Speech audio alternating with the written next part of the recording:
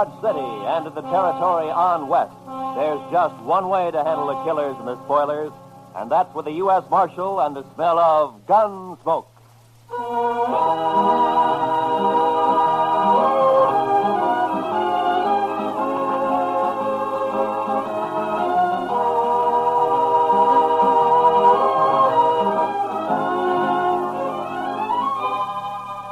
Gunsmoke, starring William Conrad, the transcribed story of the violence that moved west with young America. The story of a man who moved with it. Matt Dillon, United States Marshal.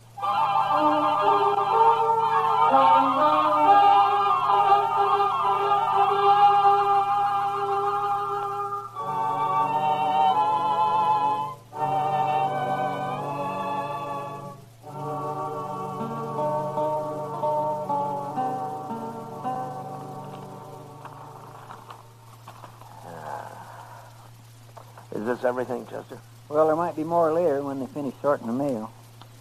Hey, where's that telegram? Oh, what telegram? I thought I put it right on top. Let me take a look. Oh, yeah. Here it is. Might be important. Well, we'll soon see. Oh, that's from Bill Hickok. Up in Abilene? Yeah. What'd you say, Mr. Dillon? Peters and Gridler headed for Dodge. Keep them there, but don't arrest them until I get there with murder witness. Or I'll write Washington all I know about you. Signed Hickok. Oh, then Mr. Hickok's coming here, huh? Now, that's what he says. Well, how'll you recognize those two men, Mr. Dillon? I expect I'll recognize him all right. Oh, you know them. Yeah, we've met. Peters and Gridler are gunmen, Chester. The kind who kill as easy as most men shake hands. Just about as often. Too bad you can't just put them in jail. Yeah. Well, we'll start meeting the trains. There's one in at noon, sir. Good. Then we'll meet it.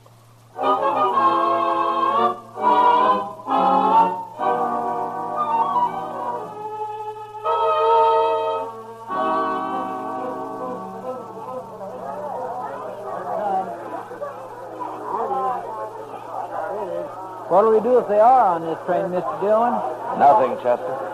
I'll find them later and talk to them, but not in a crowd like this. Yes, sir. You know, every time I see a train, I am just overpowered with the urge to travel. Oh? Where to? Anywhere. Anywhere but Kansas.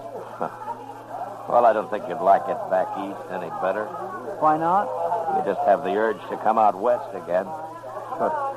I know your kind. I suppose you're right, sir. But still, it'd be good to walk down a street that wasn't all heat and dust and that wasn't crowded with a lot of grimy men looking for trouble. And I wouldn't mind seeing some women, married women, with kids and parasols and Wait a Bibles minute, Chester. There they are. Where? They just got off the end car. Those two headed for the depot there. One of them tall? Yeah. That's Peters in the black hat. The other's Gridler. I'll just step around the corner here and see which way they head. Yes, sir.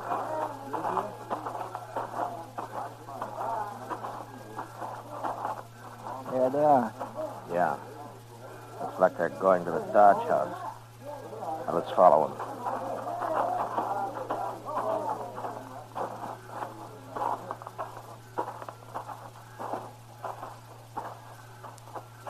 Yep, that's where they're going, all right. Now, let's wait here. I'll let them get a room, and then I'll go talk to them.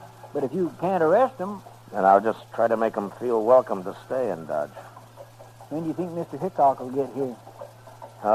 Be a couple of days anyway, Chester. Look, right now, I want you to go back to the depot and ask the ticket agent to let me know if Peters and Gridler start to leave anytime. You can describe them to him. All right, sir. And then go to the stage office. Yes, sir. And go to all the stables, too. If they rent or buy any horses, I want to know about it right away. I'll tell everybody. Also, tell them to keep quiet about it. I'll be back at the office later, huh? All right, sir.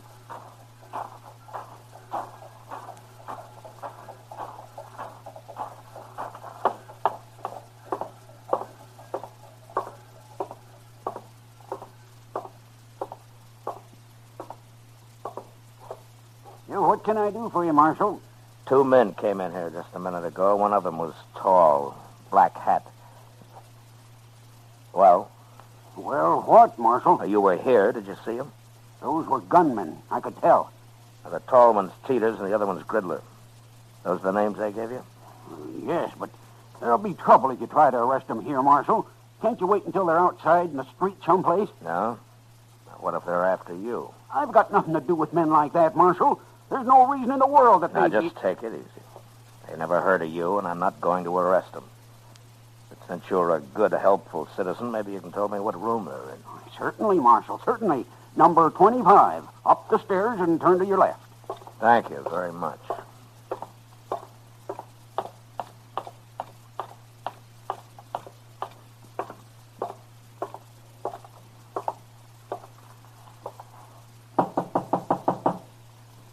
Who is it? Who is it, I said? I'll open it, Gridler.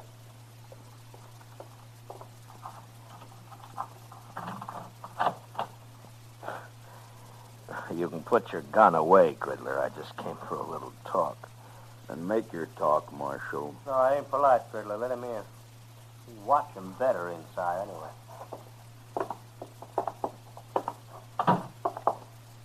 Hello, Teeters. What's on your mind, Marshal? I'm just trying to think. Last time I saw you men was in, let me see, was it Tascosa? Never mind all that, Marshal. Why are you here? No, I heard you were in town. I thought I'd drop by and say hello. News must travel pretty fast in Dodge. We ain't been here 15 minutes all told. Well, maybe he was expecting us, Gridler. I happened to be at the depot. I noticed you get off, so I followed you here. All right. But we're not wanted, Marshal. Matter of fact, the judge up in Abilene just turned us loose. Wasn't no witness to that killing. Wild Bill tried to frame us, but didn't work. Well, that just goes to show the law's fair to everybody, doesn't it? Why'd you come here, Marshal? Just to let you know that I'm still the law in Dodge and that I don't want any trouble here. And with men of your sort, I always like to mention that. We're not looking for trouble. Good, good. And you're welcome to stay here as long as you like. That's a funny thing to tell us. It's an open town, Teeters. Yeah, sure, Marshal. Sure it is, yeah. And I'll treat you, too, just like anybody else. If you stay out of trouble, the town's yours. Anybody who starts trouble won't be us. Well, I'm glad to hear that. I'll be going now, gentlemen. Oh, there are some pretty sharp gamblers here. Don't let them take all of your money.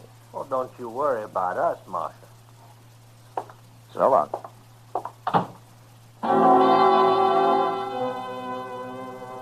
There was no way of figuring how long Teeters and Gridler might stay in Dodge. If they took a notion to do some gambling, it might be a week or two, or they might move on in an hour. That night, however, they were still in town, bucking faro at the Alafraganza. Everything looked fine until Chester came into the office about 10 o'clock. They're fixing to leave, Mr. Dillon. First thing in the morning. Oh, how do you know? Jim Bunch at the stage office. He just told me they came in and paid their fare to Sharon Springs on the morning stage. Sharon Springs, huh? And then they're headed for Denver. Looks like it, sir. All right, Chester. Go tell Jim that I'm going to be on that stage tomorrow, too. If he likes, I'll ride shotgun for him. One of the boys can have a little time off. I'll tell him, sir. But are you going all the way to Denver? I'll follow him all the way to San Francisco if necessary. You can tell Hickok that when he shows up. Too bad he won't be here before they leave. And it'll be another day before he can get here. But I won't be too far behind us. Stage leaves at 8, right? Yes, sir. I'll be there to see you off, Mr. Dillon. Fine. We'll meet at the Dodge House for breakfast if you like. All right, sir.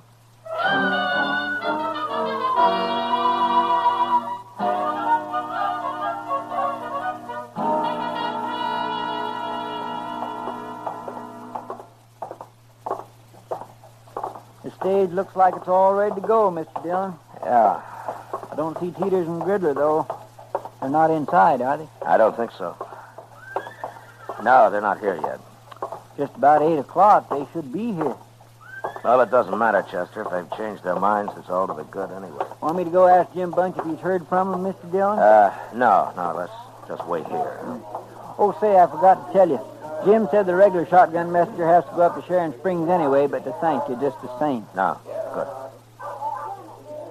Chester, Yes, sir? Look, up at the other end of the plaza there. Coming this way. Well, I declare. It's Sam. Yeah. Now what are they up to, I wonder? Well, they can't be taking the stage if they're horseback. No. Looks to me like they're fixed for a long ride, too. Sure does, Mr. Dillon.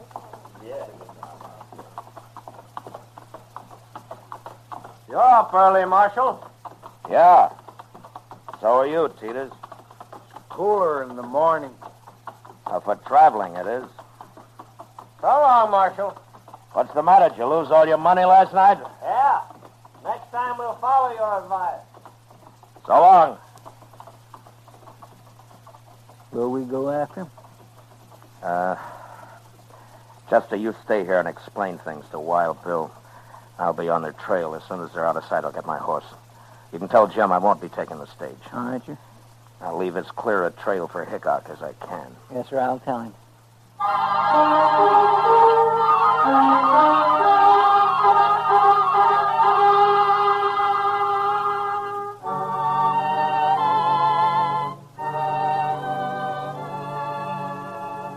I did my best to stay out of Teeters and Gridler's sight.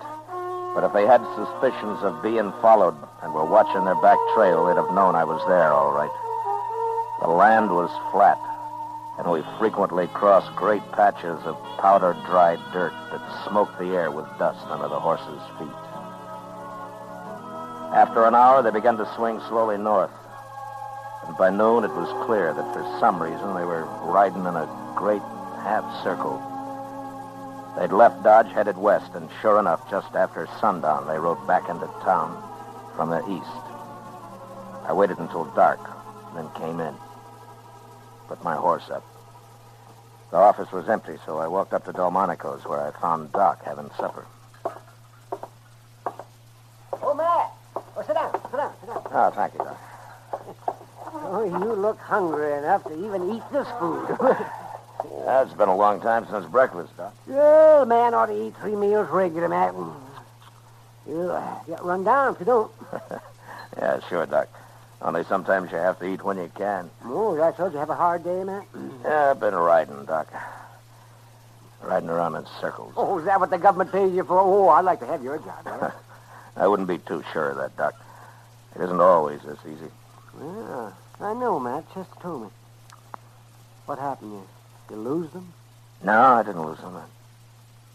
Matter of fact, they're coming in here right now. Huh? What do you mean they're coming? Those two? Yeah, They're pretty hard-looking fellas. they are. Evening, Marshal. Oh, hello, Teeters. Gridler. Marshal. This is Dr. Adams, gentlemen. How are you? Hi, Doc. How are you? Well, what's on your mind? You are, Marshal. What? That was you trailing us all day, wasn't it? Yes, it was. Why? I didn't want you to get lost. That's a lie. Then let's say that I didn't want you to get into any trouble. You going to tell us what it's all about, Marshal? Well, you're not exactly the most reputable citizens in Kansas, and I just wanted to have an eye on you, that's all. You sure do. Because like I told you, you keep out of trouble, and you're welcome to stay here. Just remember one thing, Marshal. There's two of us. And next time you follow us, you might not come back. Well, taking chances like that's part of my job, Mr. Teeters. That's a poor job, then. Yeah, sometimes I think so, too. Come on, Teeters, let's get out of here. Yeah. They're not very polite, are they? No, but they're smart. Smart enough to figure something's wrong, anyway. Well, you think they might bolt, man? It depends on how smart they really are, Doc. Right now, they're so curious, they might stay around just to see what it's all about. Oh, Mr. Dillon? Oh, hello, Chester. Oh, Pull up hi, a chair. Pull up a chair, Chester. I won't have time. Hey, we better get right over to the depot. Oh, why? What's happened? Well, sir, I saw 'em ride back into town. The first thing they did was go to the depot and ask about a train. Oh, were you there? No, sir, the agent came and told me like he'd promised. Train goes at 7:30, doesn't it? Yes, sir, and it's just about that now. I've been looking everywhere for you. Doc, if that waiter ever does come around, tell him to hold a steak for me, will you? I might just be back for it. Sure, Matt. Yes. And good luck. Yeah, thanks, Doc. Come on, Chester.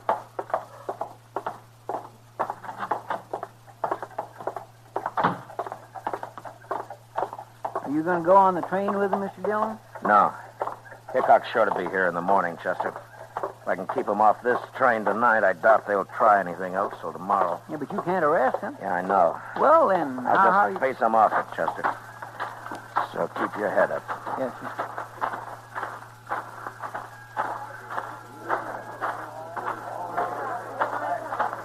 Now, there they are.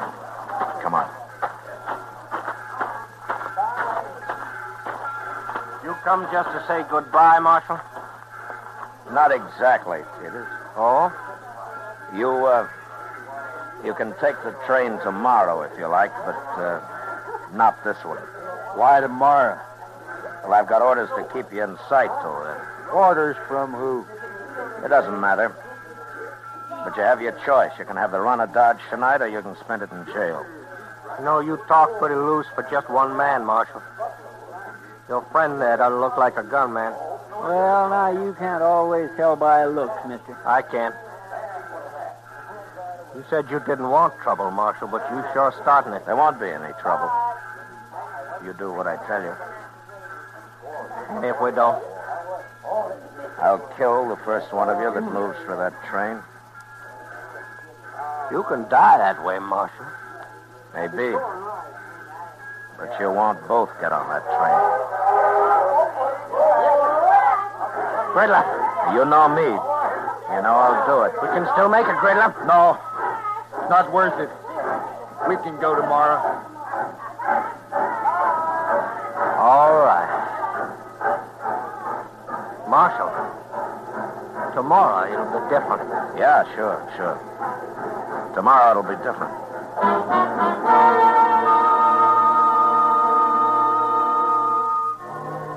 Chester and I met the noon train next day. But as I'd figured, Hickok didn't get off it. I questioned the man who rode the baggage car, and sure enough, Wild Bill and his witness had hidden out there the whole trip. As soon as the crowd left the depot, we walked down to the car, crawled under it, and pounded on the door on the other side. Who is it? It's Dillon, Bill. Open up. Oh, jump up, man. Come on, Chester.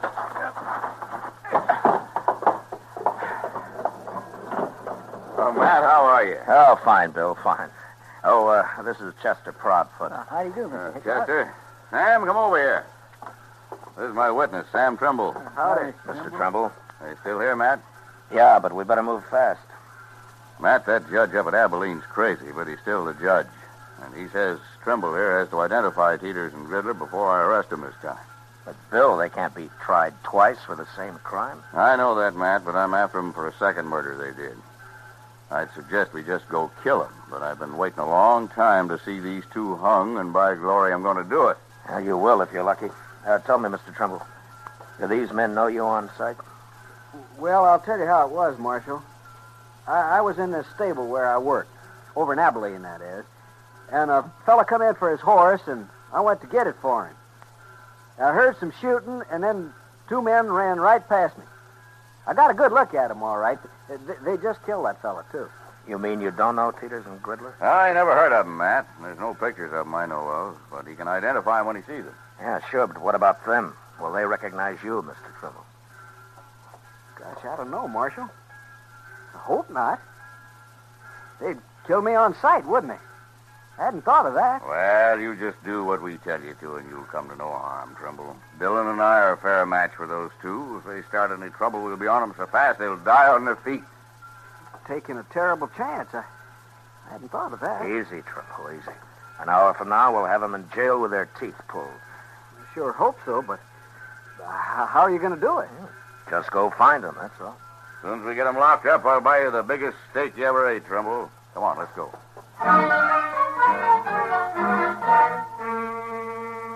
I took Hickok and Trimble over to the Texas Trail, where we decided we'd wait while Chester located Teeters and Gridler. Then we'd just walk in on them and get it over with fast. I introduced the two men to Kitty, and we ordered a couple of drinks for Trimble, who was getting jumpier by the minute. What are you two heroes doing? Getting this poor man drunk enough to fight him? Not exactly, Miss Kitty. He just lacks faith in us, that's all. I wouldn't have come if I'd thought about it. I sure would. Look, Trimble, it isn't often a man has both mine and Matt Dillon's guns behind him. You're as safe as you'd be in church. I don't go to church. Here, Mr. Trimble. Have another drink, huh? I will in a minute. I'm going out back first. Whatever you're up to, it's making him mighty nervous. Yeah. Well, I'll admit he usually leads a quieter life. He'll brag big, though, once he's back in Abilene. Yeah. Tell me, Bill, do you plan to stay in Abilene long? Oh, I don't know, Matt. Charlie Utter keeps talking to me about Deadwood. Oh, it's as dusty up in Deadwood as it is in Kansas. Yeah, I know, Miss Kitty, but Charlie thinks some of that dust is made of gold. What's that? I don't know, but I'm going to find out. I'll go with you, Matt. All right, stay in here, everybody.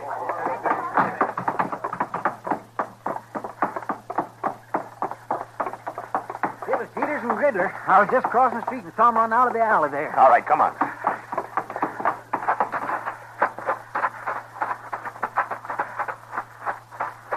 There he is. Yeah, it's Trimble. What happened, Trimble? They shot me. I was going to run away. He got scared and ran right into him.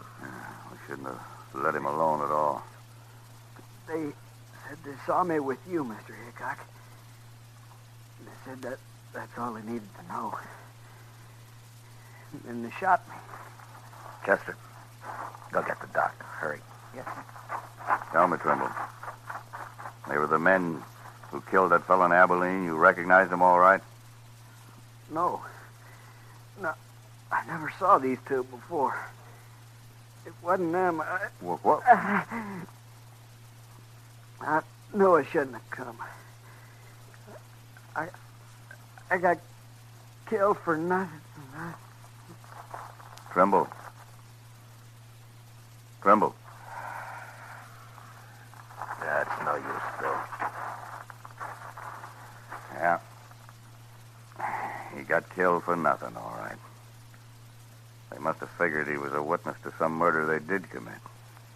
Well, anyway, they'll hang for Trimble now. Let's find them before they get out of town, Matt. We'll find them even if they do. Hickok and I walked out of the alley and into the plaza. There were a couple of citizens who'd heard the shooting and had seen Peters and Gridler run out of the alley. Told us that they'd gone into the Dodge house, and we followed. From the look on the clerk's face as we went past him and up the stairs, I knew that they were in their room. When we reached it, Bill stood on one side of the door, and I on the other. Think they'll fight, man? Well, let's ask them.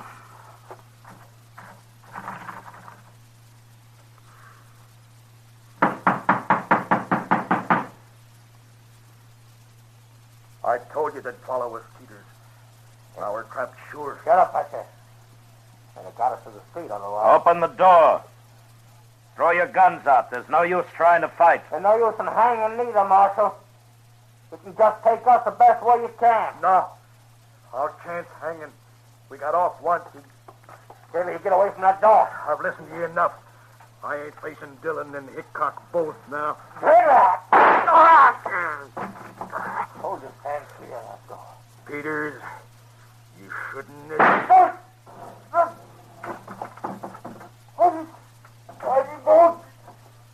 Don't you try to Gridler!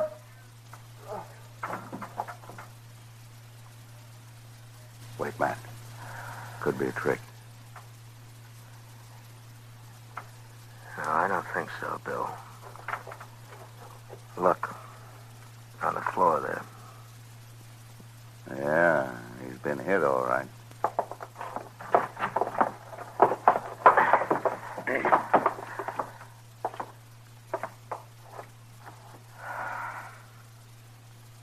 Well, they're both dead. Well, I sure never expected this. Saved us doing it, maybe. Gridler lost his nerve. Blast him. Shooting was too good for these two. I wanted to see him hung. How things don't always work out, Bill. Well, they sure don't. Not lately, anyway. Matt, I think I'll go up to Deadwood with Charlie out of right soon after all. Maybe I can find me a little peace and quiet.